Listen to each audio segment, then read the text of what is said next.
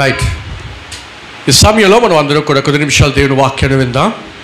మరి ఈ దినము మనం అందరము కూడా మరి సంఘానికి ఎటువంటి వ్యక్తులు అవసరమో ఈరోజు మనం మాట్లాడుకోబోతున్నాం. ఏంటండి, సంఘానికి ఎటువంటి వ్యక్తులు అవసరమో, ఆ సంఘము అభివృద్ధి చెందాలంటే, ఆ సంఘము దీవించబడాలంటే, ఆ సంఘము ఆశీర్వదించబడాలంటే ఎటువంటి వ్యక్తులు దేవుని సన్నిధిలో ఉంటే ఆ సంఘం ఆశీర్వాదకరంగా ఉంటుందో కొన్ని విషయాలు ఈరోజు నేను మీతో పంచుకోవాలని ఆశపడుతున్నాను. అందులో మొట్టమొదటిది, ఒక సంఘము దీవెనకరంగా ఉండాలన్నా, ఆశీర్వాదకరంగా ఉండాలన్నా, సంఘములోనికి అనేకమైన నూతన ఆత్మలు చేర్చబడాలన్నా ముగ్గురు వ్యక్తులు ఖచ్చితంగా సంఘంలో ఉండాలి. అంటే ముగ్గురు వ్యక్తులు అంటే ముగ్గురు మాత్రమే కాదు, ఈ 3 లక్షణాలు కలిగిన వ్యక్తులు సంఘంలో ఖచ్చితంగా ఉండాలి. అందులో మొట్టమొదటిది ఏ లక్షణం అంటే, నెంబర్ 1 స్వీపర్స్. ఏంటండి, స్వీపర్స్ అంటే ఎవరు? స్వీపర్స్ అంటే ఎవరు? తుడిచేవారు, లేదా ఇంకా మీకు అర్థమైనట్టు చెప్పాలంటే పని చేసేవారు. ఎవరు? పని చేసేవారు, లేదా సర్వెంట్స్. ఎవరండి? సర్వెంట్స్. Number 1 servants. ఈ పని చేసేవారు ఎక్కడైతే ఉంటారో, ఈ పని చేసే వారిని బట్టి, వారు చూపించే ప్రేమను బట్టి, వారు పనిచేసే విధానం బట్టి చాలామంది దేవుని సన్నిధికి వచ్చే అవకాశము ఉంటుంది. ఒకసారి మనం బైబిల్ గ్రంథంలో చూద్దాం. 2వ రాజుల గ్రంథము 14వ అధ్యాయము 25వ వచనము. 2వ రాజుల గ్రంథము 14వ అధ్యాయము 25వ వచనము చదువుదాం ఒకసారి. 2వ రాజుల గ్రంథము 14వ అధ్యాయము 25వ వచనము. గత్సేపేను ఊరివాడైన అమిత్తయికి పుట్టిన తన సేవకుడైన యోనా అను ప్రవక్త ద్వారా ఇజ్రాయేలీల దేవుడైన యెహోవా సెలవిచ్చు మాట చొప్పున ఇతడు పోవు మార్గము మొదలుకొని మైదానము సముద్రం వరకు ఇజ్రాయేలు వారి సరిహద్దును మరలా స్వాధీనము చేసుకొనెను. చాలమ్మా, ఇక్కడ మనకి ఒక వ్యక్తి కనిపిస్తున్నారు. ఎవరు ఆ వ్యక్తి అంటే యోనా. ఎవరు? యోనా ఎంతమందికి తెలుసు? ఇక్కడ బైబిల్ గ్రంథంలో యోనా పేరు మీద ఒక పుస్తకం ఉంది. ఏంటా పుస్తకం? యోనా గ్రంథము. ప్రవక్త, హీజ్ అ ప్రాఫిట్ కదా. యోనా ఒక ప్రవక్త, చిన్న ప్రవక్తలుగా పిలువబడుతున్న ఒక ప్రవక్తలలో ఒక ప్రవక్త ఈ యొక్క యోనా. అయితే యోనాని దేవుడు ప్రవక్తగా మార్చకముందు, యోనాని దేవుడు వాడుకోకముందు, దేవుడు యోనాకి ఇచ్చిన బిరుదేటో తెలుసా? దేవుడు యోనాకి పెట్టిన పేరేటో తెలుసా? సేవకుడు. ఏంటిది? ఏం పేరండి? సేవకుడు. సేవకుడు అంటే ఇలాగ స్టేజ్ మీద మైక్ పట్టేసుకొని దంచుకొని వాక్యాలు నో. సేవకుడు అంటే ఇతరులకి సహాయపడేవాడు, లేదా ఇతరులకి సహాయము చేసే వ్యక్తి అని అర్థము సేవకుడు అనగా. దేవుడు యోనాని వాడుకోకముందు దేవుడు యోనాని ఎలా పిలుచుకున్నాడంటే ఒక సేవకుడిగా పిలుచుకున్నాడు.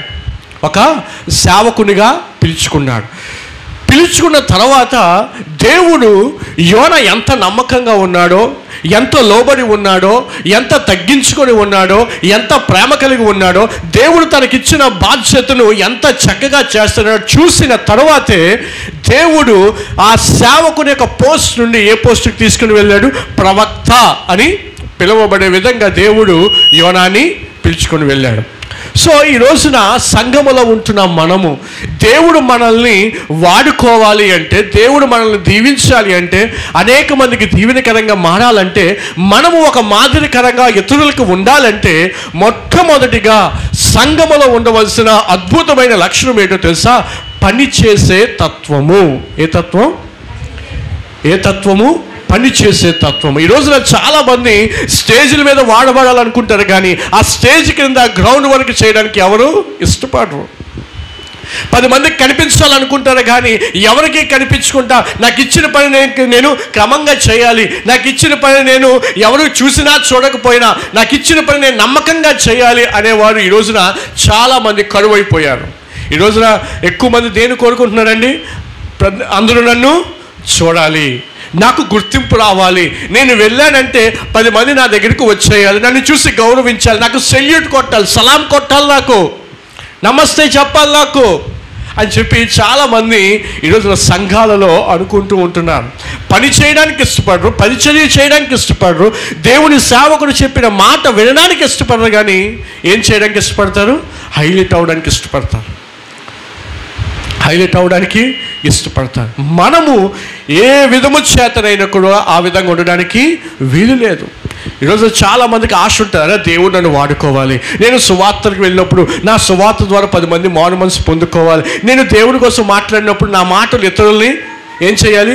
మార్చాలి, నేను దేవుని మాటలు ప్రకటించినప్పుడు ఆ వ్యక్తులు రక్షణ పొందుకోవాలి, నేను దేవుని వాక్యాన్ని చిన్న మాట చెప్తే వాళ్ళ పశ్చాత్తాపం కలగాలి, వాళ్ళ కన్నీరు కలగాలి, వాళ్ళలో దేవుని కొరకు బ్రతకాలని రోషం కలగాలి. ప్రభువా నాకు అటువంటి అవకాశం దయచేవా, అటువంటి హృదయం నాకు దయచేవా, అటువంటి ఆత్మీయ జీవితం నాకు దయచేవా అని ప్రభు సన్నిధిలో మనం ప్రార్థన చేస్తాం. వెరీ గుడ్, మంచి ఆలోచన. కానీ నీ దేవుడు నిన్ను ఆ విధంగా వాడుకోవాలంటే నువ్వు ముందు ఏ విధంగా ఉండాలి?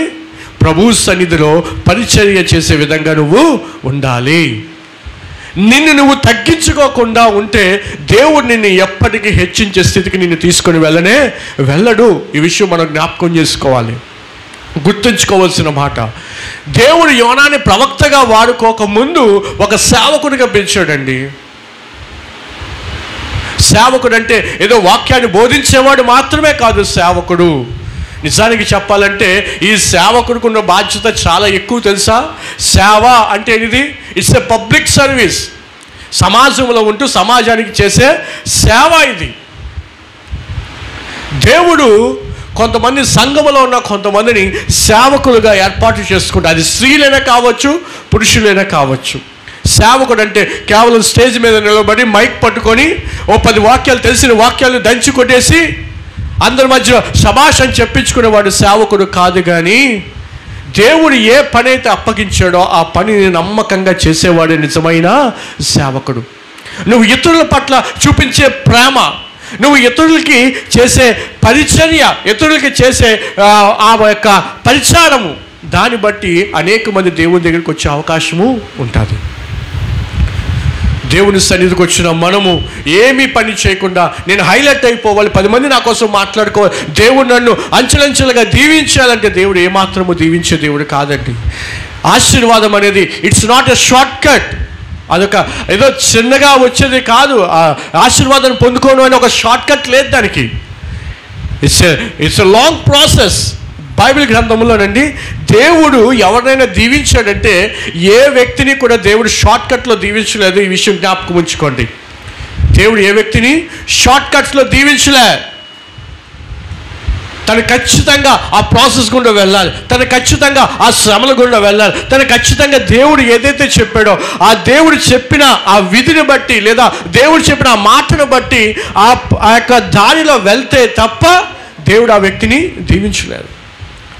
ఈరోజు చాలామంది ఆశీర్వాదాలకు ఆశపడుతున్నారు, కానీ దేవుడు చెప్పినట్టుగా వినడానికి మాత్రం ఆశపడట్లేదండి. ఎంత దారుణం అండి. మనందరికీ ఇష్టమే ఆశీర్వాదాలు అంటే, ఇష్టం లేదా? మళ్ళీ మీలో ఎంతమందికి ఇష్టం లేదు ఆశీర్వాదాలు అంటే? చేయొద్దండి. నాకు ఆశీర్వాదాలు వద్దండి, ఇష్టం లేదండి అన్నోళ్ళు చేయొద్దండి. అందరికీ ఆశీర్వాదాలు ఇష్టమే, అవునా కాదా? మరి ఆశీర్వాదాలు ఇష్టమే, దేవుడు మిమ్మల్ని దీవించాలి, ఆశీర్వదించాలి. మరి మీరేం చేయాలి? దేవుడు చెప్పినట్టుగా చెయ్యాలా లేదా? చెయ్యాలా లేదా? ఖచ్చితంగా మనం దేవుడు చెప్పినట్టుగా చెయ్యాలి.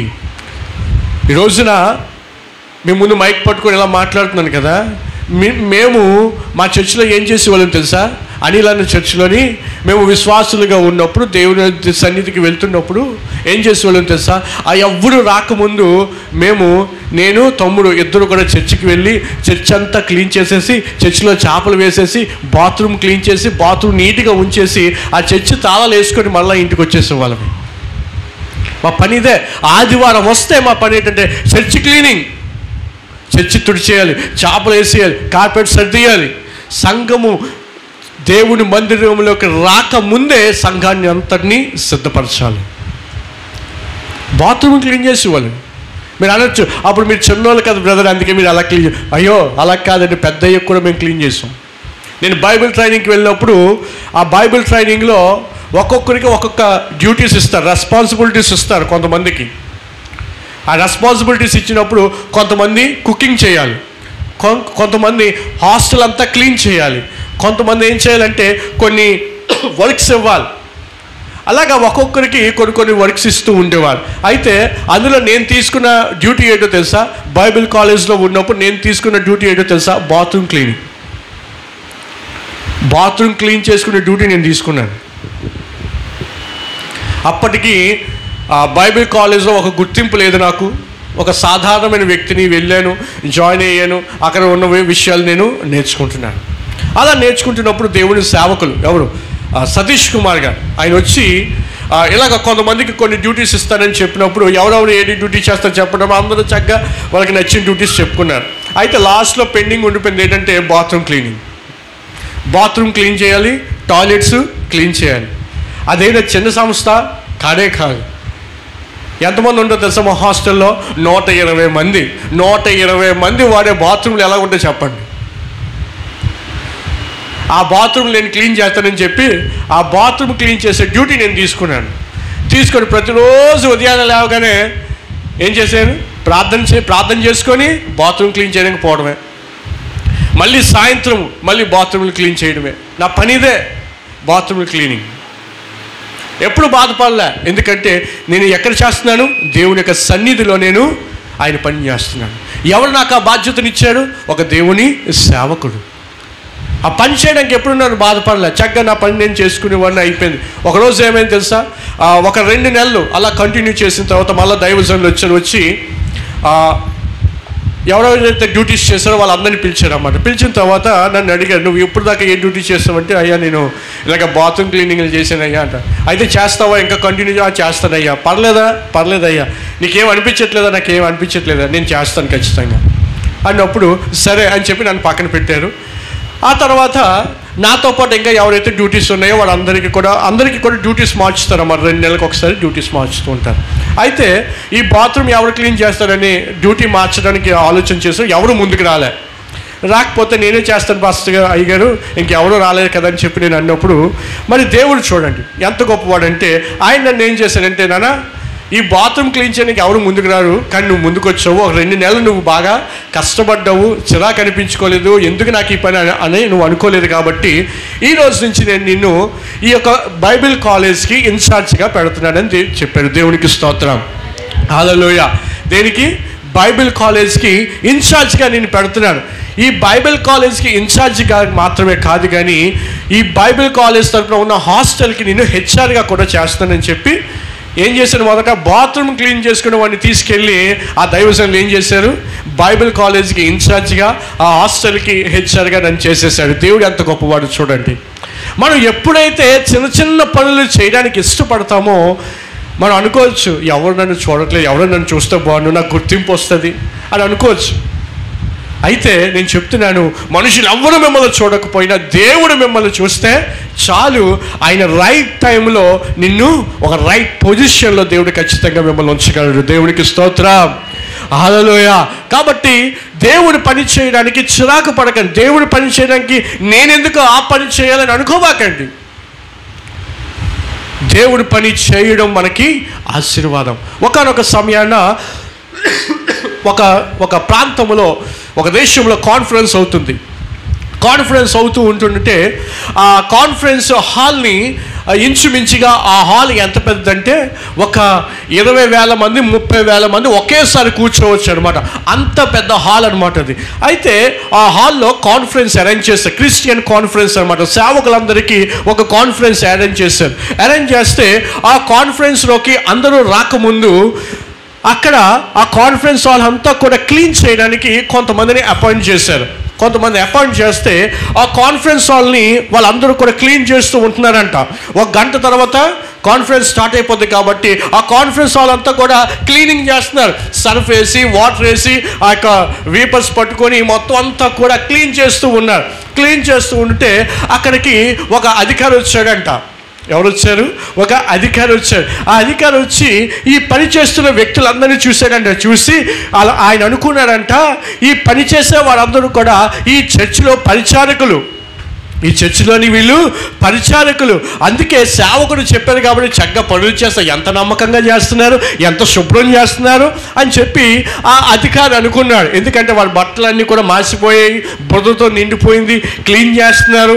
ఆ యొక్క హాల్ అంతా కూడా ఎక్కడ మరకలు లేకుండా చక్కగా నీట్గా క్లీనింగ్ చేస్తున్నారు. సో బురద అంతా కూడా వాళ్ళ శరీరం మీద ఉంటే ఆ అధికారి అనుకున్నాడంట, ఎంత నమ్మకంగా పనిచేస్తున్నారు, పరిచారకులు అంటే ఇలా ఉండాలి అని చెప్పి అన్న తర్వాత ఆ క్లీనింగ్ అయిపోయింది. క్లీనింగ్ అయిపోయిన తర్వాత కాన్ఫరెన్స్కి అంతా కూడా రెడీ అయిపోయింది. కాన్ఫరెన్స్లోని ఒక స్పెషల్ గెస్ట్ని ఇన్వైట్ చేశారు. ఎవరిని ఇన్వైట్ చేశారు? ఒక స్పెషల్ గెస్ట్ని ఇన్వైట్ చేశారు. ఆ ప్రాంతంలో ఎవరైతే ఐఏఎస్ ఆఫీసర్గా ఉన్నారో ఆ ఐఏఎస్ ఆఫీసర్ని ఒక స్పెషల్ గెస్ట్గా ఇన్వైట్ చేశారు. ఇన్వైట్ చేసినప్పుడు ఆ కాన్ఫరెన్స్లో మొత్తం అందరూ కూడా జనాలతో నిండిపోయింది. ఈలోగా ఈ యొక్క అధికారి వచ్చి ఆ యొక్క తనకి ఏ సీట్ అయితే ఇచ్చారో ఆ సీట్లో కూర్చున్నారు.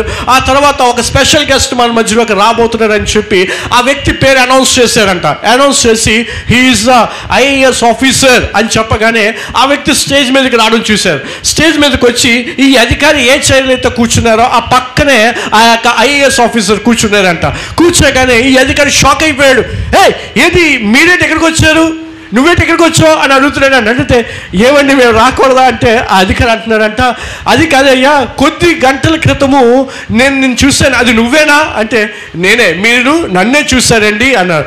మరి అక్కడ క్లీన్ చేశారు కదా, ఆ కాన్ఫరెన్స్ హాల్ అంతా కూడా మీరు క్లీన్ చేశారు కదా, అది మీరేనా అంటే ఆ ఐఏఎస్ ఆఫీసర్ అంటున్నాడంట, అయ్యా నేనేనయ్యా క్లీన్ చేశానా, ఆ యొక్క హాల్ని నేనే క్లీన్ చేశాను. అదైతే మీరు ఈ చర్చిలో పని చేసే పరిచారకులు కాదా? కాదయ్యా, నేను ఒక ఐఏఎస్ ఆఫీసర్ని. మరి మీరెందుకు క్లీన్ చేశారు? అయ్యా ఈరోజు నేను ఐఏఎస్ ఆఫీసర్ పోస్ట్లో ఉన్నానంటే దానికి కారణము నేను సేవిస్తున్న నా దేవుడు. నా దేవుని బట్టి ఈరోజు నేను ఈ స్థితిలో ఉన్నాను. నా దేవుడే లేకపోతే ఈరోజు నాకు ఇంత పెద్ద హోదా ఉండేది కాదు.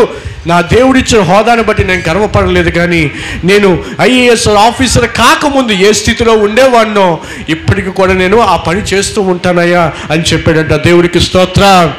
హల్లెలూయా, హల్లెలూయా. ఒక ఐఏఎస్ ఆఫీసర్, నిజంగా జరిగిన సంఘటన అండి ఇది, కట్టుకథ కాదు, ఏదో కథ కాదు ఇది. ఒక ఐఏఎస్ ఆఫీసర్ ఏం చేశాడట, ఆ యొక్క కాన్ఫరెన్స్ హాల్ అంతా కూడా క్లీన్ చేశాడు. ఎందుకంటే అది మహాదేవుని యొక్క మందిరము, మహాదేవుని యొక్క పని అని చెప్పి ఆ వ్యక్తి చేయగానే ఈ అధికారి ఈ యొక్క ఐఏఎస్ ఆఫీసర్ని చూసి, అయ్యా నువ్వు ఎంతగా తగ్గించుకున్నావు కదా అని చెప్పి, అప్పటి వరకు కూడా మారు మనసు లేని ఆ వ్యక్తి, సరైన మారు మనసు లేదు, క్రైస్తవుడే కానీ సరైన మారు మనసు లేదు, ఈ ఐఏఎస్ ఆఫీసర్ని చూసి తను ఒక తీర్మానం తీసుకున్నాడంట, అయ్యా నువ్వు ఎంత గొప్ప హోదాలో ఉండి కూడా దేవుని పట్ల నువ్వు తగ్గించుకొని ఉన్నావు కదా, ఇదిగో నిన్ను చూసి నేను ఒక పాఠం నేర్చుకున్నాను.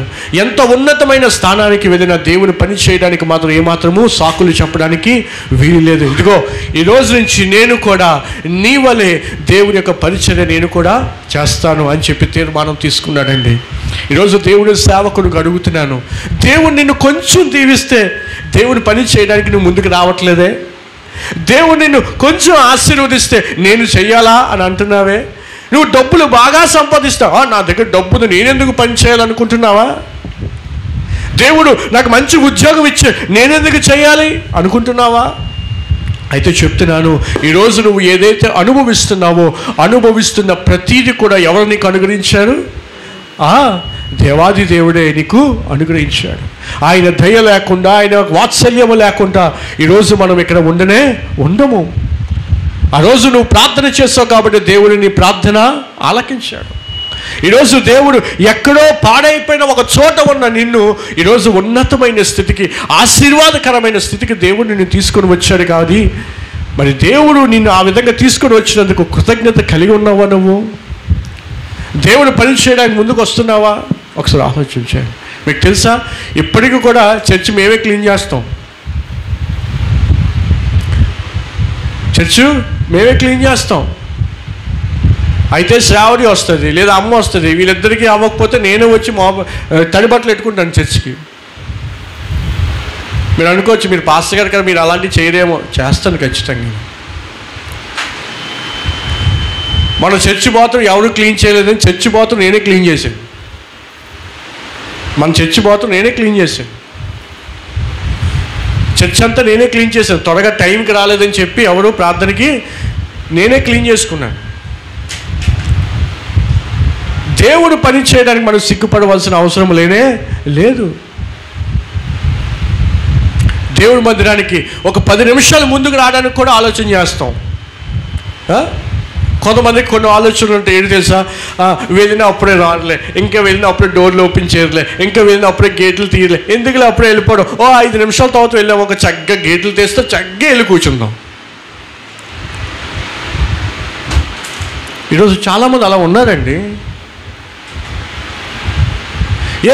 చర్చి గేట్లు ఓపెన్ చేయకముందు ఒక 5 నిమిషాలు వచ్చి చర్చి గేట్లు ఓపెన్ చేసి దేవుని సన్నిధిలో వచ్చి ప్రార్థన చేయొచ్చుగా.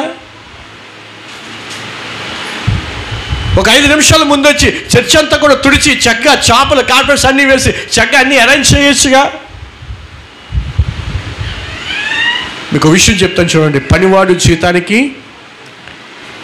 జీతానికి పాత్రుడు. మీరు ఏ పని అయితే చేస్తున్నారో ఆ పనికి తగిన ప్రతిఫలము దేవుడు ఖచ్చితంగా ఇస్తాడు, అందులో సందేహం లేదు. అది చిన్న పనైనా పెద్ద పనైనా. ఎవరికి చేస్తున్నారు మీరు? ఎవరికి చేస్తున్నారు చెప్పండి? మనుషులకి చేస్తున్నారా, దేవునికి చేస్తున్నారా? చెప్పాలి. ఎవరికి చేస్తున్నారు? దేవునికి చేస్తున్నారు. కాబట్టి దేవుడు ఖచ్చితంగా ఆ ప్రతిఫలాన్ని మీకు అనుగ్రహిస్తారు. ఒకానొక సమయాన కెనడా దేశానికి క్వీన్ విక్టోరియా అని ఒక రాణి కెనడా దేశాన్ని చూద్దాము అని చెప్పి ఇంగ్లాండ్ దేశం నుంచి వచ్చింది. ఎక్కడి నుంచి వచ్చింది? ఇంగ్లాండ్ దేశం నుండి క్వీన్ విక్టోరియా అనే రాణి ఈ కెనడా దేశం ఎలా ఉందో, ఆ కెనడా దేశంలో ఉన్న ప్రజలు ఎలా ఉన్నారని చెప్పి ఆ ప్రాంతాన్ని చూద్దాము అని చెప్పి కెనడా దేశం వచ్చి ఆ కెనడా దేశము వీధుల్లో వెళ్తూ ఉంటే ఇంగ్లాండ్ మహారాణి మన దేశానికి వచ్చిందని చెప్పి అక్కడ ఉన్న ప్రజలందరూ కూడా ఆ రాణిగారు వెంట వెళ్తూ ఉంటే ఆ రాణిగారు వినాలి అందరూ. ఆ రాణిగారు వెళ్తున్న ఆ యొక్క దారిలోని ఒక చిన్న బురద గుంట ఉందంట. ఏముంది? ఒక చిన్న బురద గుంట ఉంది. అది ఎవరో గమనించలేదు, ఎవరో చూడలేదు. అందరూ కూడా రాణిగారికి జయజయలు కొట్టు, క్వీన్ విక్టోరియా గారికి జయము జయం అని చెప్పి జయజయలు కొట్టుకుంటూ అందరూ కూడా వెళ్తున్నారు. కానీ ఎవరు కూడా మేము వెళ్తున్న దారిలో ఒక బురద గుంట ఉందని ఎవరు గమనించలేదు. అయితే దూరం నుంచి ఒక వ్యక్తి గమనించాడంట. ఈ రాణిగారు వస్తున్న ఈ యొక్క దారిలోని ఏముంది? ఒక బురద గుంట ఉంది. ఆమె అడుగు అందులో పెడితే ఆమె యొక్క కాలికి మాసిపోతుంది, ఆమె కాలికి బురద అంటుకుంటుంది. ఆమె చాలా గొప్ప రాణి కాబట్టి మన దేశానికి వచ్చే ఆమెకు అవమానం కలగడానికి వీలు లేదని చెప్పి ఒక యవనస్తుడు పరుగున వచ్చి తన బాడీ మీద, తన శరీరం మీద ఉన్న జాకెట్ తీసి ఆమె అడుగు వేయబోతున్న ఆ బురద మీద జాకెట్ వేశాడండి. జాకెట్ వేయగానే ఆమె కాలు వెళ్ళి తను వేసుకున్న జాకెట్ మీద పడింది. జాకెట్ మీద పడి చక్కగా ఆమె నడుచుకుంటూ వెళ్ళిపోయింది. ఆమె కాలుకి ఏ బురద అంటలేదు, ఏ మట్టి అంటలేదు, చక్కగా ఆమె కాలు ఉంది. చక్కగా నడుచుకొని వెళ్ళిపోయారు. ఎవరు ఏం పట్టించుకోలేదు, ఎవరు ఆయన్ని చూడలేదు, ఎవరు పట్టించుకోలేదు. చక్కగా ఆమె ఆ దారి వెంబడి వెళ్ళిపోయిన తర్వాత ఆమె దేశానికి వెళ్ళిపోతే ఆ నెక్స్ట్ డే కెనడా న్యూస్ పేపర్లోని ఒక టాప్ హెడ్లైన్స్ వచ్చింది. ఒక పెద్ద అక్షరాలతోని ఒక పెద్ద హెడ్లైన్స్ వచ్చిందంట. ఏమని తెలుసా? ఏ వ్యక్తి అయితే ఆ రాణి గారు వెళ్తున్నప్పుడు ఒక జాకెట్ వేశాడో, తన శరీరం మీద ఉన్న జాకెట్ వేశాడో బురద అంటకుండా, ఆ వ్యక్తి యొక్క ఫోటో పైన వచ్చి he is the real hero of Canada అని వచ్చిందంట. ఏమని వచ్చింది? He is the real hero of Canada. చూసి ఆ షాక్ అయిపోయాడంట. అదేంటి, నేను వేసినప్పుడు కనీసం ఒక్కడు కూడా నాకు థ్యాంక్స్ చెప్పలేదు, నేను వేసినప్పుడు ఎవరు నన్ను గమనించలేదు కదా, కానీ ఈరోజు ఏంటి న్యూస్ పేపర్లోనే నా ఫోటో వచ్చి ఇంత పెద్ద హెడ్లైన్స్ వచ్చి టీవీ ఛానల్స్లో the real hero of Canada అని వచ్చేసింది.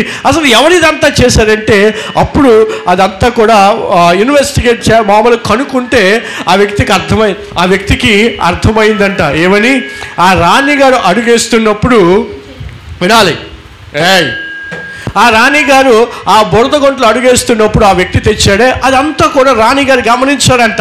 రాణిగారు గమనించి తన చుట్టూ ఉన్న పరిచారకులకు చెప్పాడంట, ఇదిగో నేను ఆ బురదలో అడుగు వేసేదాన్ని, నాకు అవమానం కలిగేది, కానీ ఒక యవనస్తుడు వచ్చి నాకు ఆ బురద అంతకుండా నాకు సహాయం చేశాడు, ఈ వ్యక్తి నిజంగా రియల్ హీరో అని చెప్పి ఆ వ్యక్తి కొరకు ఆ దేశమంతా కూడా మాట్లాడుకునే విధంగా ఆ క్వీన్ విక్టోరియా గారు చేశారట.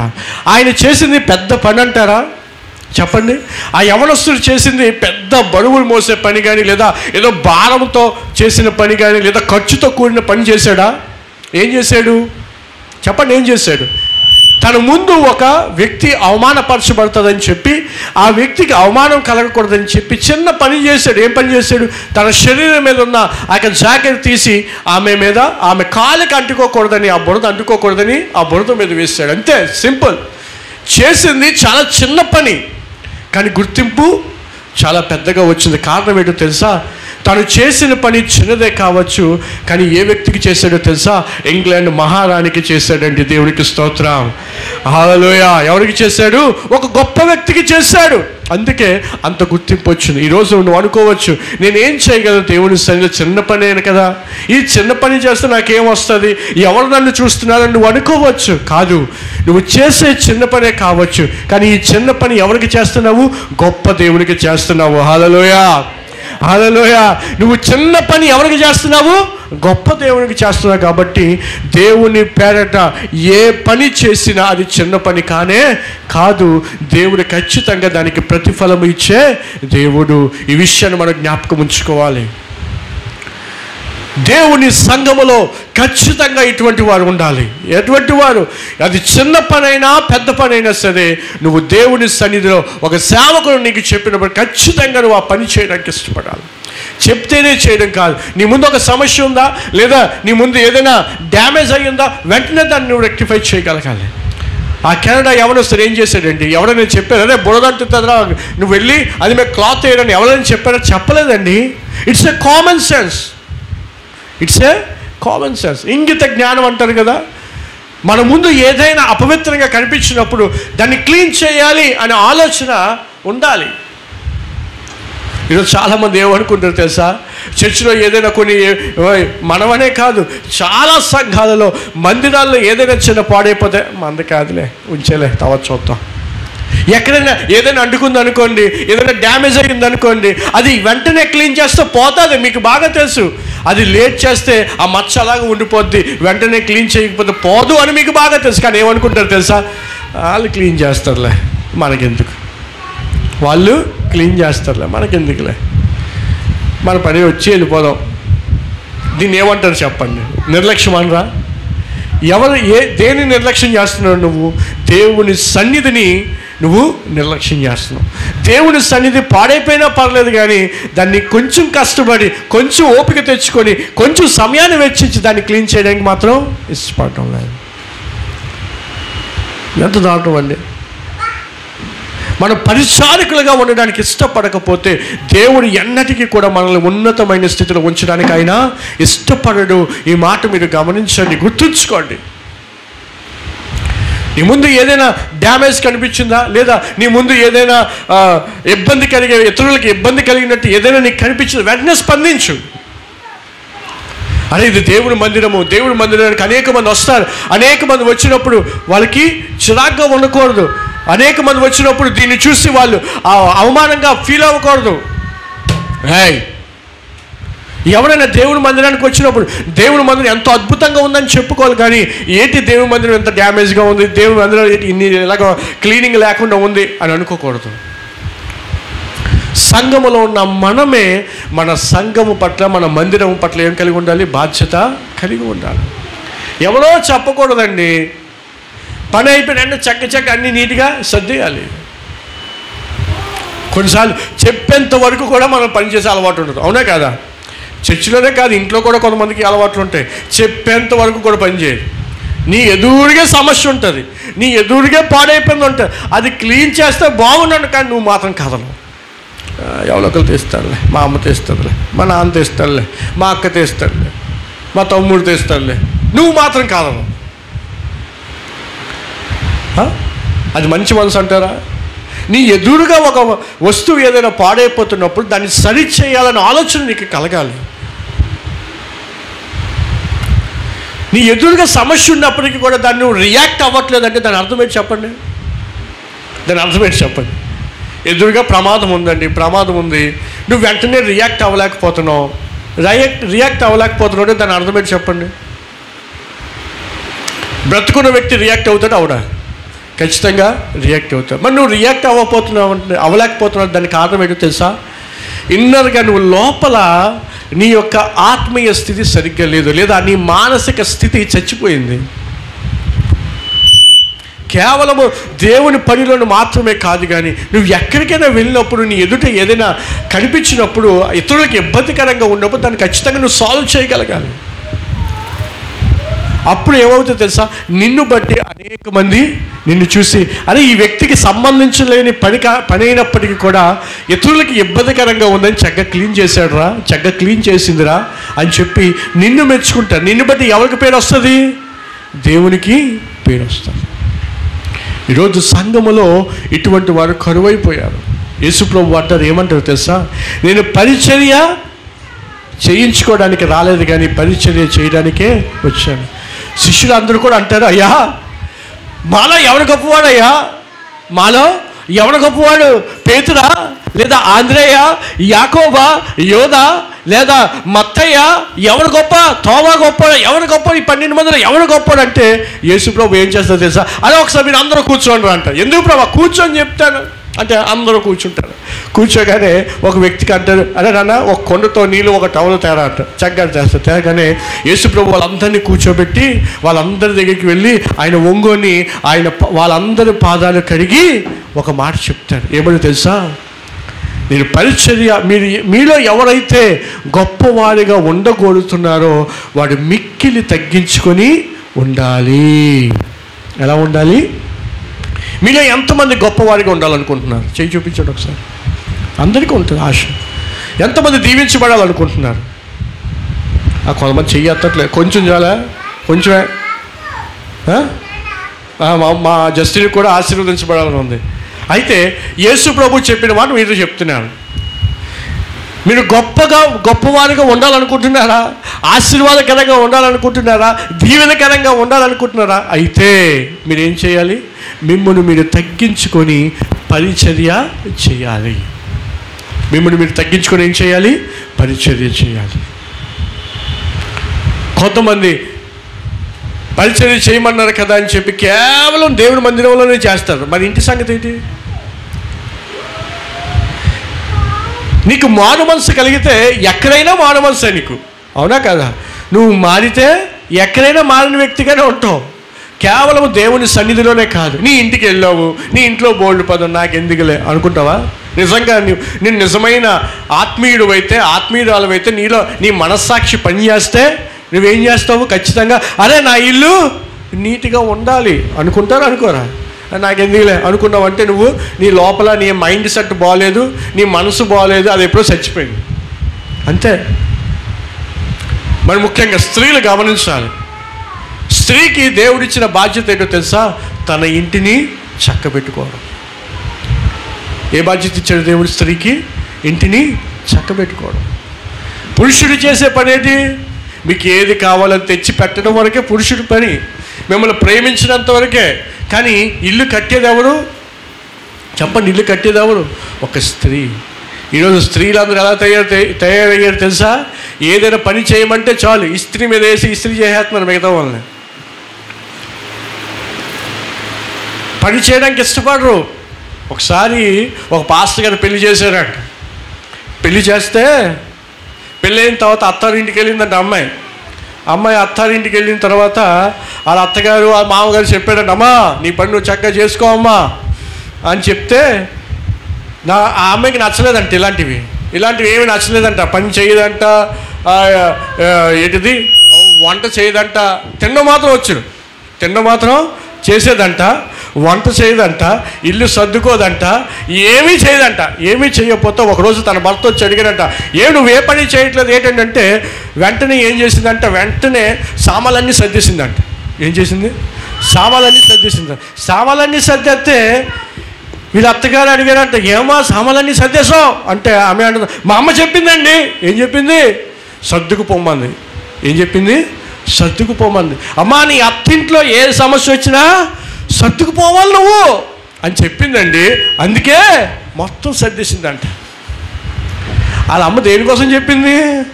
అమ్మ, నీ అత్తింట్లో ఏదైనా సమస్య వస్తే నువ్వు దాన్ని పెద్దవి చేసుకోకుండా దాన్ని నువ్వు సర్దుకుపోవాలి. పోలే, నా అత్తే కదా, నా మామే కదా, లేదా నా భర్తే కదా అన్నాడని చెప్పి నువ్వు సర్దుకుపోవాలి.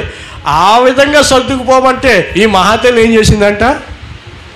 మొత్తం తన సామాన్లన్నీ సర్దేసిందంట. ఎక్కడికి వెళ్ళిపోవడానికి? ఎక్కడికి? వాళ్ళ అమ్మాళ్ళ ఇంటికి వెళ్ళిపోవడానికి సర్దేసిందంట. ఈ రోజున చాలామంది స్త్రీలు తమ ఇంటిని కట్టుకోవడానికి ఇష్టపడడం లేదు, ఇంటిని బాగు చేసుకోవడానికి ఇష్టపడడం లేదు, తన ఇంటిని అందంగా ఉంచుకోవడానికి ఇష్టపడడం లేదు. కానీ దేవుడు స్త్రీకి ఇచ్చిన బాధ్యతే అది. ఏ బాధ్యత? చక్కగా ఇంటిని కట్టుకోవాలి. ఒకసారి మేము బైబిల్ కాలేజ్ చదువుతున్నప్పుడు విజిటింగ్ అవర్స్ ఉంటాయి అన్నమాట. దైవజనుల దగ్గరికి అందరూ వచ్చి ప్రార్థన చేయించుకుంటారు. అలా ప్రార్థన మేము అక్కడే ఉంటాం. ఉంటే ఒక తల్లి తండ్రి తన కూతుర్ని తీసుకుని వచ్చారు. కూతుర్ని తీసుకుని వచ్చి ఆ దైవజనులకి చెప్తున్నారు, అయ్యా మా అమ్మాయి కోసం ప్రార్థన చేయండి. ఏం ప్రార్థన చేయాలి? వాళ్ళ ఆయన తెగ తిట్టేస్తున్నాడు, వాళ్ళ అత్త మామలు తెగ తిట్టేస్తున్నారు ఈమెని. అంటే ఆ పాస్టర్ గారు అన్నారు, ఏమా ఇష్టం లేని పెళ్ళి ఏమైనా చేశారా, లేదా వాళ్ళకి ఏమైనా తక్కువ ఉందంటే, లేదండి ఇద్దరు ఇష్టపడ్డారు, బాగానే ఉంది. కానీ పెళ్ళైన కాంచి వాళ్ళ హస్బెండ్ తెగ తిట్టేస్తున్నాడు, వాళ్ళ అత్త మామలు అస్సలు ఊరుకోవట్లేదు, తిట్టేస్తున్నారు. ఎందుకు తిడుతున్నారమ్మా అంటే ఈ తల్లిదండ్రులు చెప్తున్నారంట, పాస్టర్ గారు అది కాదండి, మా ఇంటి దగ్గర ఉన్నప్పుడు అమ్మాయి 10 గంటల దాకా పడుకునేది, మరి అలవాటు ఉంది కదండి, అక్కడ కూడా 10 గంటల దాకా పడుకోవాలి కదండి. ఉదయాన్నే లేచిన వెంటనే తన భర్త అంటున్నాడంట, ఉదయాన్నే టైం అయిందిలే 6 అయిందని లేపేస్తున్నారండి మా అమ్మాయిని. ఏంటంట? ఉదయాన్నే 6 అవగానే లేపేస్తున్నాడంట. లేచి ఇంట్లో పనిచేయ అంటున్నాడంట. అది ఈమెకి నచ్చలేదంట. ఈమెకన్నా తల్లిదండ్రులకి అసలే నచ్చలేదంట. ఇప్పుడు పాస్టర్ గారి దగ్గరికి వచ్చి ప్రార్థన చేయమంట. దేనికోసం ప్రార్థన చేయాలి పాస్టర్ గారు? ప్రభువా, ఈమె 10 గంటలకు లేచినా 1 గంటకు లేచినా ఈమెను ఎవ్వరు ఏమనుకోరు అని ప్రార్థన చేయాలా? చెప్పండి, ఏమని ప్రార్థన చేయాలి చెప్పండి. అప్పుడు ఆ పాస్టర్ గారు, అప్పుడు సతీష్ కుమార్ గారు అన్నారు, మరి అలాంటప్పుడు ఎందుకమ్మా పెళ్లి చేసావు నువ్వు మీ అమ్మాయికి అన్నాడు. అలాంటప్పుడు మీ అమ్మాయికి ఎందుకు పెళ్లి చేసావు? చక్కగా నీ ఇంట్లోనే ఉంచుకోవచ్చుగా. 10 గంటలకే లేస్తుంది, 1 గంటకో లేస్తుంది, చక్కగా వండి పెడతావు, చక్కగా ఫుల్గా తింటుంది, చక్కగా పడుకుంటుంది. మరి అలాంటప్పుడు ఎందుకు పెళ్లి చేసావు? ఈ రోజున చాలామంది వివాహం అయిన తర్వాత, లేదా ఎవరైతే ఇంటిని నడిపిస్తున్న స్త్రీలు ఎవరైతే ఉన్నారో, దేవుని సేవకుడిగా మనం చేస్తున్నాను, వాక్యానుసారంగా ఉండడం నేర్చుకోండి. నువ్వు పని చేయకపోతే అది దేవునికి ఇష్టమైంది కాదు. నువ్వు పని చేయాలి ఖచ్చితంగా. పని చేసేవాడంటేనే దేవుడికి ఇష్టము. అటువంటి వాడిని దేవుడు ప్రేమిస్తారు. వివాహమైన వారు, వివాహం కావాల్సిన వారు కూడా వినాలి ఈ మాటలు. అర్థమైందా? అత్తింటికి వెళ్ళిన తర్వాత నేను చేయను, నాకు ఇది పడదు అంటే అవదు. అలాగంటే ఏమవుతుందో తెలుసా? నువ్వు ఒక అత్తింటికి వెళ్ళావు, ఏ పని చెయ్యట్లేదు, ఏ బాధ్యత లేదు నీకు, నైట్ ఎప్పుడో పడుకుంటున్నావు, ఉదయం ఎప్పుడో లెగిస్తున్నావు. ఏమంటారు తెలుసా? మీరు బాధపడకండి. ఏమంటారు తెలుసా? మీ అమ్మ ఇలాగే నేర్పించిందా అంటారా లేదా? అంటారా లేదా? ఖచ్చితంగా అంటారు. ఏమో సెకండ్ అంటారా లేదా? ఖచ్చితంగా అంటారు. అంటే సెకండ్కి అవ్వబోతుంది కదా మీకు. అంటారా లేదా చెప్పండి? మీ అమ్మ ఇదే నేర్పించిందా? మీ నాన్న ఇదే నేర్పించాడా? ఇంట్లో పనులేం చేయవా? కొంతమంది ఉంటారు, నాకు అస్సలు ఇష్టం ఉండదు దాన్ని పని చేయడం. మరి దేనికి పెళ్లి చేసేది నీకు? కొంతమంది నాకు వంట చేయడం అస్సలు ఇష్టం ఉండదు. మరి ఏంటి ఇష్టం? తినడం బాగా ఇష్టం. ఏంటిది? తినడం బాగా ఇష్టం. కొంతమంది నేను ఇంట్లో ఏ వంట చేయను, ఇంట్లో ఏవి తిన. మరి ఏం తింటావు? బయట నుంచి అన్నీ. ఎక్కడండి? బయట నుంచి ఆర్డర్. వీళ్ళని ఎలా వదిలేస్తే కొంతకాలానికి ఏమవుతుందో తెలుసా? మీకు చెప్తే మళ్ళీ ఆర్డర్లు ఇచ్చుకుంటారేమో. కొన్ని మెషిన్లు కూడా వచ్చేసాయి, గిన్నెలు కడిగే మెషిన్లు కూడా వచ్చేసాయి తెలుసా? ఎవరు ఆర్డర్లు ఇవ్వకండి. అదవుతుందా? ఫారిన్ కంట్రీస్లోని గిన్నెలు కడిగే మెషిన్లు కూడా వచ్చేసాయి. మన ఇండియా వాళ్ళు ఎలాంటి వాళ్ళు అంటే పడి తప్పించుకోవడానికి ఎంత ఖరీదైన పనులు ఆర్డర్ ఇచ్చేస్తారు. మిషన్లో గిన్నెలన్నీ అందులో పడేసి ఒక స్విచ్ ఆన్ చేస్తే చాలు, గిన్నెలన్నీ అదే క్లీన్ చేసేస్తే బయటకు వచ్చేస్తాయి. ఆ గిన్నెలు ఎలా ఉంటుంది సార్? కొంపు ఆ గిన్నెలన్నీ భయంకరమైన కొంపు కొడతాయి అన్నమాట. ఆ మెషిన్ క్లీన్ చేస్తే అలా ఉంటాయి.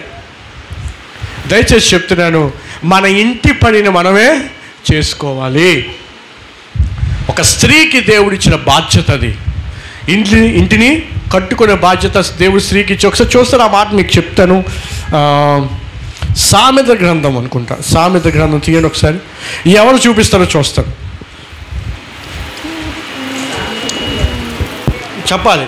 ఆ స్త్రీ కోసం ఎవరు చూపిస్తారో సామెత గ్రంథంలో. ఆ మాట తెలుసా మీకు? జ్ఞానవంతురాలు చెప్పండి, చదవండి. కనిపించిందా? చెప్పాలి. ఎంత చదువమ్మా? 21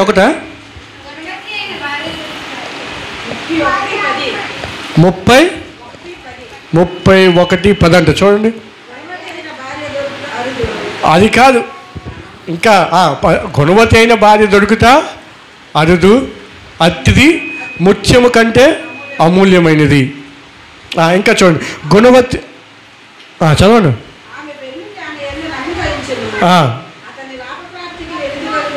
దీనికంటే మరొక మాట ఉంటుంది. జ్ఞానవంతురాలు తన ఇల్లు కట్టుకొనును, మూఢురాలు తన చేతులతో ఓడబెరుకును అని ఉంటుంది. ఆ వచనము నేను మిస్ అయ్యాను ఎక్కడో. సామెత గ్రంథంలోనే ఉంటుంది. 14 ఓకే, 14 ఎస్ 14 అధ్యాయం. జ్ఞానవంతురాలు తన ఇల్లు కట్టును, మూఢురాలు తన చేతులతో తన ఇల్లు ఓడబెరుకును. ఎవరు కట్టుకుంటారంట ఇంటిని? హలో, అందరూ చూడాలి. అవి అందరూ తల దించేది ఈ వాకింగ్ చదవగానే అందరూ నావే చూడండి. జ్ఞానవంతురాలు ఏం చేస్తుంది? జ్ఞానవంతురాలు ఏం చేస్తుంది? కొంచెం గట్టి చెప్పండి. జ్ఞానవంతురాలు ఏం చేస్తుంది? తన ఇంటిని కట్టుకుంటుంది. జ్ఞానం లేనిది ఏం చేస్తుంది? చెప్పండి. ఇప్పుడు నువ్వు ఇంట్లో ఏ పని చేయట్లేదు, ఏ బాధ్యత తీసుకోవట్లేదు, ఏ రెస్పాన్సిబిలిటీ నీకు లేదు, తినడం, పడుకోవడం, తిరగడం, అదే నీ పని అనుకోండి. అంటే నేను ఏమంటారు చెప్పండి? ఏమంటారు? ఆ వ్యక్తిని ఏమంటారు చెప్పండి? జ్ఞానవంతురాలు అంటారా, జ్ఞానం లేని వ్యక్తి అంటారా? హలో, ఏమంటారు చెప్పాలి? ఆడలు మాట్లాడలేదు ఇక్కడ. ఈ బ్యాచ్ మాట్లాడాలి, ఇలాగా మీరు మాట్లాడాలి. ఏమంటారు చెప్పండి? వాళ్ళు పెద్దోళ్ళు, వాళ్ళకి తెలుసు, మీకు తెలియాలి. జ్ఞానవంతురాలు అంటారా, జ్ఞానం లేని వాళ్ళు అంటారా? జ్ఞానము లేనివారు. ఎప్పుడు నువ్వు ఇంట్లో పని చేయకపోతే కదా, ఇంట్లో బాధ్యతగా ఉండకపోతే, ఇంట్లో వంట చేయకపోతే, ఇంట్లో బట్టలు ఉతకపోతే, ఇంట్లో ఇంకా క్లీనింగ్లు చేయకపోతే ఏమంటారు నిన్ను? చెప్పండి, జోస్నా చెప్పాలి. ఏమంటారు? మూఢురాలు. ఏమంటారు? మూఢురాలు. ఇప్పుడు ఇంట్లో పనులన్నీ నువ్వు చేసావు అనుకో, నిన్నేమంటారు? ఏమంటారు? జ్ఞానవంతురాలు. ఇంకా స్త్రీ కోసం 31 అధ్యాయం తీయండి ఒకసారి, సామెతలు.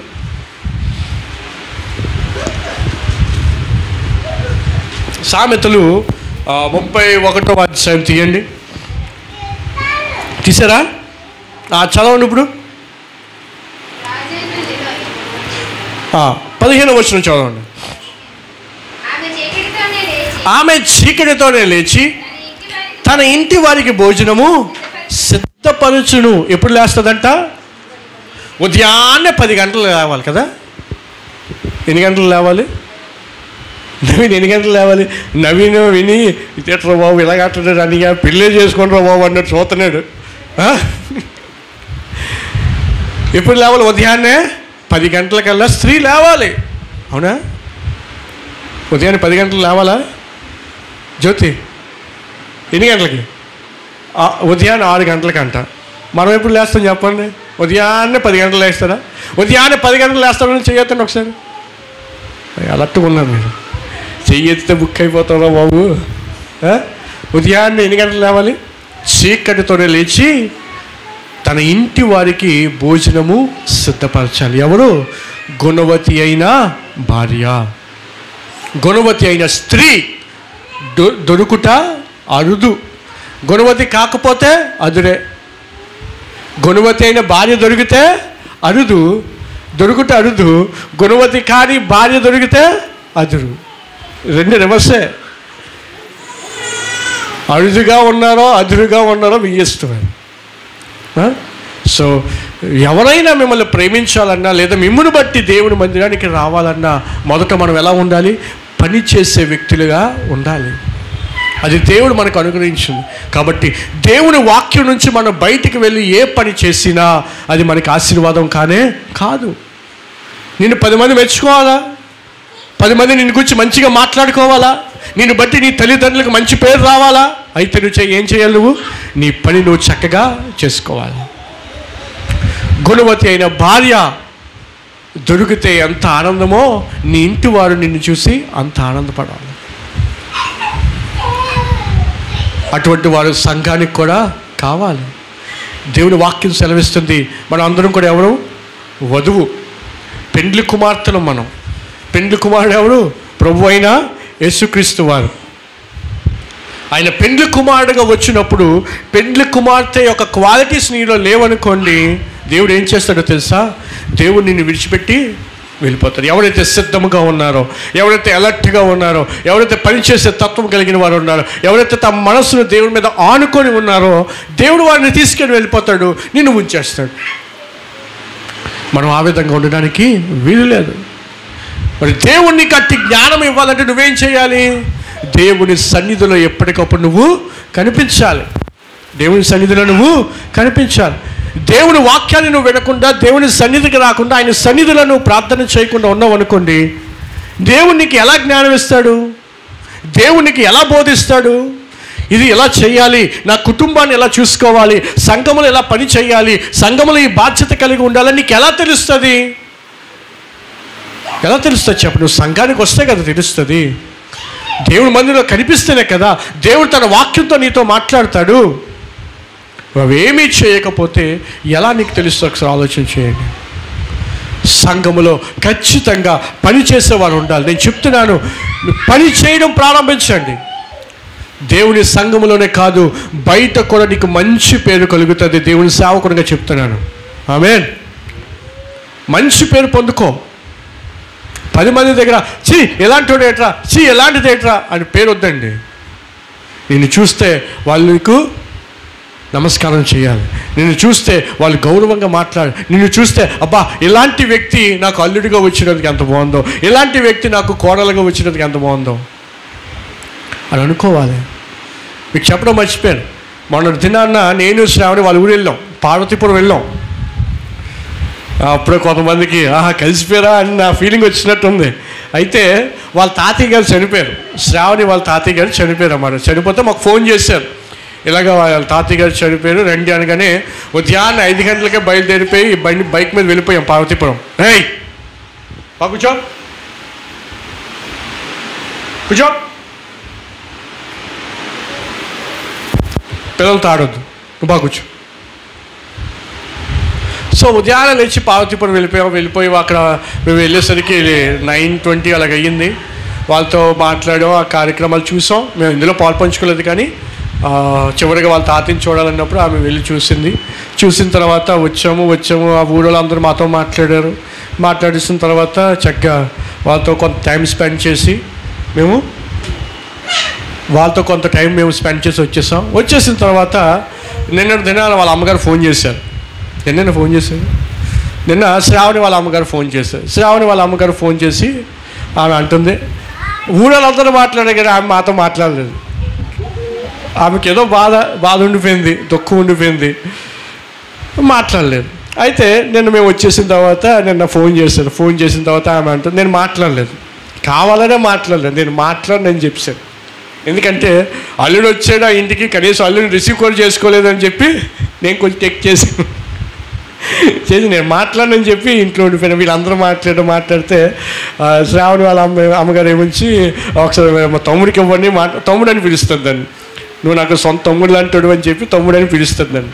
అయితే తమ్ముడితో మాట్లాడతాను, తమ్ముడికి ఇవ్వడంటే నాకు ఇచ్చాను. ఇచ్చిన తర్వాత నేనేం మాట్లాడలేదు. తమ్ముడు నా మీద కోపం ఉంచుకుంటాను, నాకేం కోపం లేదు కానీ నాకు బాధ ఉంది, అందుకే నీతో మాట్లాడినాను అంటే, లేదు నువ్వు అలా కనుక నువ్వు వచ్చి వెళ్ళిపోయిన తర్వాత వీళ్ళందరూ మా ఇంటికి వచ్చారు, మా ఇంటికి వచ్చి అలాంటి వాళ్ళు నువ్వు రానివ్వలేదు ఏంట అంటున్నారు, అని నువ్వు అందరితో సరదాగా మాట్లాడేవంట, అందరిని వరుసలు పిలిచేసావంట, అందరికీ క్లోజ్ అయిపోయావంట, వాళ్ళందరూ మళ్ళీ అడుగుతున్నారు ఎప్పుడు పిలుస్తాం మీ వాళ్ళని అని చెప్పి వాళ్ళందరూ నీకోసం మాట్లాడుతున్నారు, నన్ను క్షమించు, నేను మరి రాలేకపోయాను నిన్ను రిసీవ్ చేసుకోవడానికి, నా మీద కోపం ఉంచుకోవద్దు, నేను ఖచ్చితంగా మరలా పిలుస్తాము, అప్పుడు వద్దురు కానీ మీరు ఇక్కడ ఉందరు కానీ అని చెప్పి ఆమె మాట్లాడడం ప్రారంభించింది.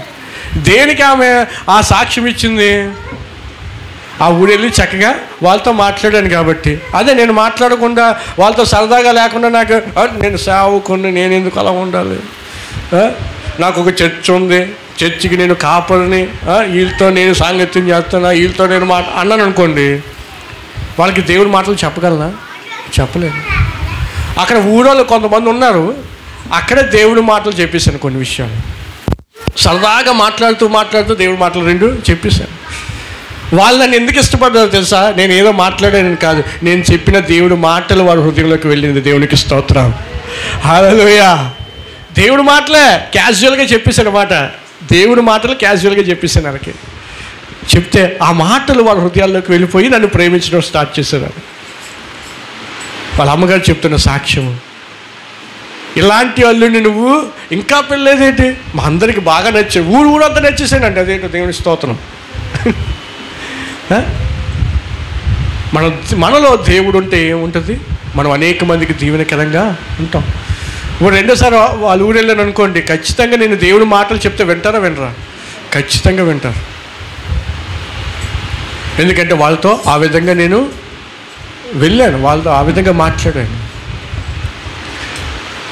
ఆ వెళ్ళిన ఆ గంటలో ఎన్ని విషయాలు మాట్లాడాను తెలుసా? విశ్వాసం కోసం మాట్లాడాను, ప్రేమ కోసం మాట్లాడాను, నెక్స్ట్ ఇంకోటి ప్రేమ ఎక్కడ ఉంటుంది ఏం చెప్పాను, కోపం కోసం మాట్లాడాను. 3 విషయాలు మాట్లాడాను. ప్రేమ కోసం మాట్లాడాను, కోపం కోసం మాట్లాడాను, విశ్వాసం కోసం మాట్లాడాను. వాళ్ళందరూ అన్నిలో పక్క విగ్రహారాధికులు. వీళ్ళ ఇంటి ముందు 2 గుళ్ళు ఉన్నాయి. శ్రావణి వాళ్ళ ఇంటి ముందు 2 గుళ్ళు, పెద్ద పెద్ద గుళ్ళు. గుడి పక్కన ఇల్లు కట్టుకున్నారు, గుడి పక్కన కట్టుకున్నారు. ఇల్లు గుడి కట్టారో తెలియదు కానీ ఇంటి ముందే గుడి మధ్యలోని. ఇక్కడ ఖచ్చితంగా అవసరం ఉంది, సువార్త ఖచ్చితంగా చెప్పాలి అని మనసులో అనుకున్నాను అనమాట. ప్రార్థన చేయండి, మరలా వెళ్తే ఖచ్చితంగా సువార్త చేసేయాలి అక్కడ. దేవునికి స్తోత్రం, హల్లెలూయా. కాబట్టి మనం ఎప్పుడైతే మనం పని చేసే విధంగా లేదా మన మాటలు ఇతరులకి ఆనందకరంగా ఉంటాయో, అనేక మంది మనల్ని ప్రేమిస్తారు, మనల్ని గౌరవిస్తారు, మన దగ్గరికి రావడానికి ఇష్టపడతారు. నీ మాట తీరు బాగాలేదనుకో, ఎవరు నిన్ను ఇష్టపడతారా? చెప్తున్నాను, ఒక్కడు కూడా నిన్ను ఇష్టపడరు, ఒక్కడు కూడా నీతో మాట్లాడు. వినాలి, నీ మాట తీరు సరిగ్గా లేకపోతే ఎవరు నిన్ను గౌరవించరు. నీ మాట తీరు బాగోకపోతే ఎవరు నిన్ను ప్రేమించడానికి ఇష్టపడరు. అరే అలాంటి వాడితో ఎందుకురా మాట్లాడతారు, అలాంటి దాంతో ఎందుకురా మాట్లాడతారు.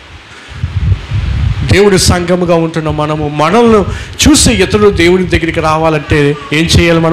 మన మాట తీరు బాగుండాలి, మనం చూపించే ప్రేమ బాగుండాలి, మనం పనిచేసే తత్వము బాగుండాలి, పనిచేసే తీరు బాగుండాలి. ఇవి ఎప్పుడైతే బాగుంటాయో ఖచ్చితంగా నేను చెప్తున్నాను, దేవుడు మనల్ని దీవెనకరంగానే ఉంచుతాడు, ఆశీర్వాదకరంగానే ఉంచుతాడు. సంఘానికి కావాల్సిన వారు ఎవరు? మొట్టమొదటిగా స్వీపర్స్ లేదా సర్వెంట్స్ కావాలి. అప్పుడే నిన్ను చూసి, నీ ప్రవర్తన చూసి ఇతరులు దేవుడి మందిరానికి రావడానికి ఇష్టపడతారు. ఇంకా 2 విషయాలను, ఒక విషయం చెప్పాను, 3 అవగొట్టేద్దాం అనుకున్నాను. ఈరోజు ఒక విషయం అయింది, కంటిన్యూ చేయమంటారా? మళ్ళీ వచ్చేవారు రాదేమో. నవ్వుతున్నాడు. సో దేవుడు మనల్ని దీవించాలన్నా, ఆశీర్వదించాలన్నా మనం పని చేసేవారిగా ఉండాలి. మన ఎదుట ఏదైనా ఒక సమస్య ఉన్నప్పుడు మనం ఏం చేయాలి? ఆ సమస్యకి పరిష్కారం వెంటనే మన మైండ్లో రావాలి, వెంటనే రియాక్ట్ అవ్వాలి దానికి. మీరు వచ్చారండి, వచ్చేసరికి చైర్లు ఉన్నాయి, ఉదాహరణ చెప్తున్నాను, వచ్చేసరికి చైర్లు ఉన్నాయి, చైర్లో కూర్చున్న డస్ట్ ఉంది, ఏం చేశారు? వెంటనే ఆ చైరు మార్చేశారు. అలా కాకుండా ఒక క్లాత్ తీసుకొని అరే ఎవరైనా వచ్చి కూర్చుంటారు కదా అని చెప్పి ఆ చైర్లన్నీ తుడిసేస్తే ఎంత బాగుంటుందో చెప్పండి. అది ఎవరు చూడలేదు. ఎవరు చూస్తారు? దేవుడు చూస్తాడు. మీరు పని చేయడానికి ఒక చిట్కా చెప్తాను చూడండి. నేను ఫాలో అయ్యేది మీకు చెప్తున్నాను. నేను ఎప్పుడైనా ఏదైనా పని చేయాలనుకోండి, చర్చి క్లీనింగ్ కానీ ఇంట్లో కానీ ఏదైనా శుభ్రం చేసే పని ఏదైనా ఉందనుకోండి, ఎలా చేస్తాను తెలుసా? క్లీన్ చేస్తున్నప్పుడు ప్రార్థన చేసుకుంటుంటాను, ప్రభా నేను ఈ వస్తువు ఎలా అయితే క్లీన్ చేస్తున్నానో నన్ను కూడా అలా క్లీన్ చేయను ఆయన అని చెప్పి క్లీన్ చేసుకుంటాడు. మూలలో ఉండిపోయాడు అనుకో, ఆ మూల నేను వదిలేసాను అనుకో భయపడతారా? నాలో ఏదైనా మూలను మళ్ళీ దేవుడు క్లీన్ చేయడేమో అనుకొని ఆ మూలకి వెళ్ళి క్లీన్ చేసి, ప్రభా ఈ మూల నేను ఎలాగైతే క్లీన్ చేస్తున్నానో నాలో ఏ మూలనైనా ఏదైనా ఉంటే నన్ను కూడా నువ్వు అలా క్లీన్ చేయను ఆయన. ఎస్, ఈ చిట్కా పాటించండి, ఫాలో అవ్వండి. పనులు చేస్తున్న ప్రభా నేను ఎలా క్లీన్ చేస్తున్నానో నన్ను నువ్వు అలా క్లీన్ చేయి. సామాన్లు సర్దినప్పుడు ప్రభా నేను ఎంత నీట్గా సర్దుకుంటున్నానో నా వల్ల లేదా నా కుటుంబము అలాగే నీట్గా ఉండాలి ప్రభా. బట్టలు ఉతుకుతున్నారా? బట్టలు ఉతుకు ప్రభా ఈ మురికి పోవడానికి నేను ఎన్ని ప్రయత్నాలు చేస్తున్నానో నాలో ఉన్న మురికి పోవడానికి కూడా నువ్వు సహాయం చేయను ఆయన. అలా అనుకొని పనులు చేయండి. ప్రతిరోజు మీరే పనులు చేస్తారు. దేవునికి స్తోత్రం, హల్లెలూయా. అలా ప్రార్థన చేస్తూ ఈ చిట్కా ఫాలో అవ్వండి. అప్పుడు మీరు ఎక్కడైనా డ్యామేజ్ కనిపించిందనుకో, మచ్చ ఏమైనా కనిపించిందనుకో, మీరు ప్రార్థన చేస్తూ చేస్తున్నారు కాబట్టి ఆ మచ్చ పోయేదాకా వదలరు మీరు. ఎందుకంటే మనం ఒకవేళ నాలో ఏదైనా మచ్చ ఉండిపోతే దేవుడు వదిలేస్తాడేమో, దీన్ని వదిలేస్తే అమ్మ అలా కూడా ఇది క్లీన్ అయిపోవాలి. ఇప్పుడు ఖచ్చితంగా చెయ్యాలి. చర్చిలో ఎక్కడైనా బూజులు కనిపించాక ఏం చేయాలి? కనిపించినట్టే పాస్టర్ గారు చెప్పకూడదు, అమ్మ బూజులు కనిపిస్తున్నాయి చూడండి అండి. మీరు ఏం చేయాలి? వచ్చినట్టే వెంటనే తీసి మీరు అనుకోవాలి, ప్రభా కనిపించినండి ప్రభా ఈ బూజుని ఎలాగైతే నేను దులిపేశానో నాలో ఉన్న ధూళంతా దులిపే ప్రభా. ప్రార్థన చేస్తూ పని చేయండి. దేవుడు మిమ్మల్ని దీవించబోతే నన్ను అడగండి. నేను ఏదైనా పని చేస్తే అలాగే చేస్తాను ఎప్పటికైనా. మన బాత్రూమ్ క్లీన్ చేసానని చెప్పాను కదా, ఆ బాత్రూమ్ క్లీన్ చేస్తున్నప్పుడు ప్రార్థన చేసుకుని ప్రభా ఎంత స్మెల్ కొడుతుందో ప్రభా అయినా సరే క్లీన్ చేస్తాను ప్రభా. ఒకవేళ నాలో నీకు కంపు కొట్టేది ఏదైనా ఉంటే నాలో నన్ను కూడా అలా క్లీన్ చేయను ఆయన. ఆ క్లీన్ చేసి చక్కగా చిన్న పెర్ఫ్యూమ్ పెట్టాను అందులో. అనుకున్నాను ఇప్పుడు ఎంత స్మెల్ వస్తుంది, ఎంత బాగుందో స్మెల్. ప్రభా నన్ను కూడా చూసి ఇతరులు అలాగే అనుకోవాలి. నేను ఎక్కడికి వెళ్తాను అక్కడ నన్ను చూసి ఇతరులు ఈ వ్యక్తి రావడం వల్ల ఎంత బాగుందో అనుకోవాలి ప్రభా. ఎస్, అనుకోవాలి ప్రజలు అలా మనం బట్టి. మనం ఎప్పుడైతే ఆ విధంగా ఉంటామో మనల్ని బట్టి ఎవరికి మహిమ వస్తుంది చెప్పండి? దేవునికి మహిమ వస్తుంది. మొదటగా దేవునికి మహిమ వస్తుంది. నీ ప్రవర్తన బట్టి దేవునికి మొదట మహిమ వస్తుంది. రెండోది ఎవరికి తెలుసా? నిన్ను కన్న తల్లిదండ్రులకి పేరు వస్తుంది. నిన్ను కన్న తల్లిదండ్రులకి పేరు వస్తుంది. వినాలి. నీ ఇంటి దగ్గర బాగానే ఉండి వేరే ఇంటి దగ్గరికి వెళ్ళి బాగా పనులు ఏమి చేయలేదు అనుకో, ఎవరిని అంటారు చెప్పండి? నీ తల్లిని అంటారు, నీ తండ్రిని అంటారు. ఇలాగే పెంచారు కావాలి ఈ అమ్మాయిని, ఇలాగే పెంచారు కావాలి ఈ అబ్బాయిని. అందుకే ఏ పని చేత కాదు. నిన్ను కన్న తల్లికి తండ్రికి ఎంత అవమానం తెస్తున్నావు తెలుసా నువ్వు? నీ మాట తీరు బాగా లేదనుకోండి, ఏమంటారు తెలుసా? మీ అమ్మ బాబు అదే నేర్పించారా నీకు? ఎదురు సమాధానం చెప్పడం, కోపపడే విధంగా మాట్లాడడం, అబద్ధాలు చెప్పడం, ఇదే నేర్పించారు. నువ్వు బాగానే ఉంటున్నావు. నీ వల్ల ఎవరికి బ్యాడ్ నేమ్ వస్తుంది? హలో, మీ వల్ల ఎవరికి బ్యాడ్ నేమ్ వస్తుంది? మీ తల్లిదండ్రులకు బ్యాడ్ నేమ్ వస్తుంది. మీ తల్లిదండ్రులు గౌరవించాలన్నా, మీ తల్లిదండ్రులకు మంచి పేరు రావాలని ఎవరి మీద ఆధారపడి ఉంటుంది? పిల్లలుగా మీ మీదే ఆధారపడి ఉంటుంది. కాబట్టి విషయం గమనించి జాగ్రత్తగా మలుచుకుంటే అది మనకి ఆశీర్వాదం. చూడండి, జస్టిన్ ఉన్నాడండి. జస్టిన్ మాట వినట్లేదు. ఏమంటారు చెప్పండి? మీరు సాధారణంగా ఏమంటారు చెప్పండి? జస్టిన్ ఎంత చెప్పినా మాట్లాడట్లేదు. ఏమంటారు మీరు? నా ముందు అనకపోయినా మనసులో అనుకుంటారు, పాస్టర్ గారు అదని